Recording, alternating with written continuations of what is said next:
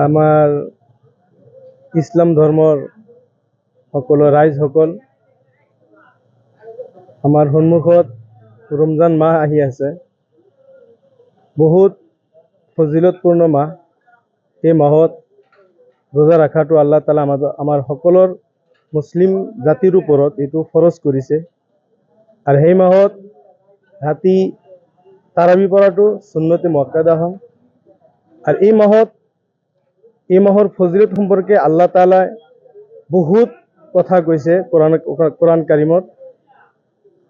আৰু এই মাহত সকলো গুনাহগাৰ মানুহৰ কাৰণে আমি সকলো ৰাইজ আল্লাহৰ যিমান বান্দা আছে, যিমানবোৰ বান্দা আছে, সকলো বান্দাই আমি গুনাহগাৰ।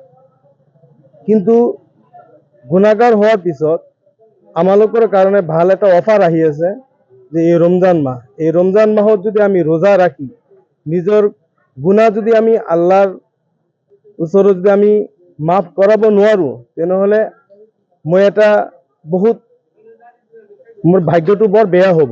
আৰু যদি মই এই ৰমজান মাহত ৰোজা ৰাখি যদি আল্লাহৰ ওচৰত ক্ষমা চাই যদি মই নিজৰ গুনাহবোৰ যদি মাফ কৰাব পাৰো, তেনেহলে মই বহুত সফল হ'ব পাৰিম।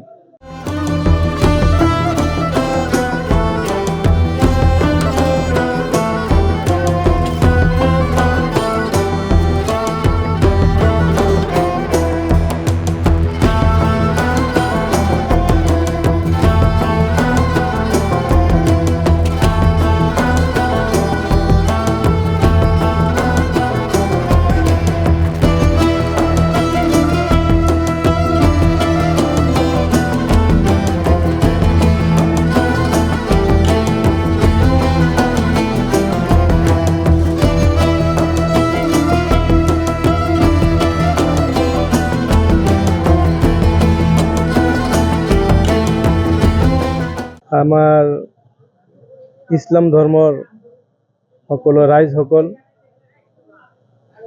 আমাৰ সন্মুখত ৰমজান মাহ আহি আছে। বহুত ফজিলতপূৰ্ণ মাহ।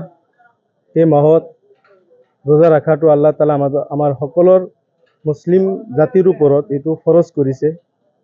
আৰু সেই মাহত ৰাতি তাৰাবি পঢ়াটো সুন্নতে মুআক্কাদা হয়। আৰু এই মাহৰ ফজিলত সম্পৰ্কে আল্লাহ তাআলাই বহুত কথা কৈছে কোৰআন কাৰিমত। আৰু এই মাহত সকলো গুনাহগাৰ মানুহৰ কাৰণে আমি সকলো ৰাইজ আল্লাহৰ যিমান বান্দা আছে, যিমানবোৰ বান্দা আছে, সকলো বান্দাই আমি গুনাহগাৰ। কিন্তু গুনাহগাৰ হোৱাৰ পিছত আমালোকৰ কাৰণে ভাল এটা অফাৰ আহি আছে যে এই ৰমজান মাহ। এই ৰমজান মাহত যদি আমি ৰোজা ৰাখি নিজৰ গুনাহ যদি আমি আল্লাহৰ ওচৰত যদি আমি মাফ কৰাব নোৱাৰো, তেনেহলে মোৰ ভাগ্যটো বৰ বেয়া হ'ব। আৰু যদি মই এই ৰমজান মাহত ৰোজা ৰাখি যদি আল্লাহৰ ওচৰত ক্ষমা চাই যদি মই নিজৰ গুনাহবোৰ যদি মাফ কৰাব পাৰো, তেনেহলে মই বহুত সফল হ'ব পাৰিম।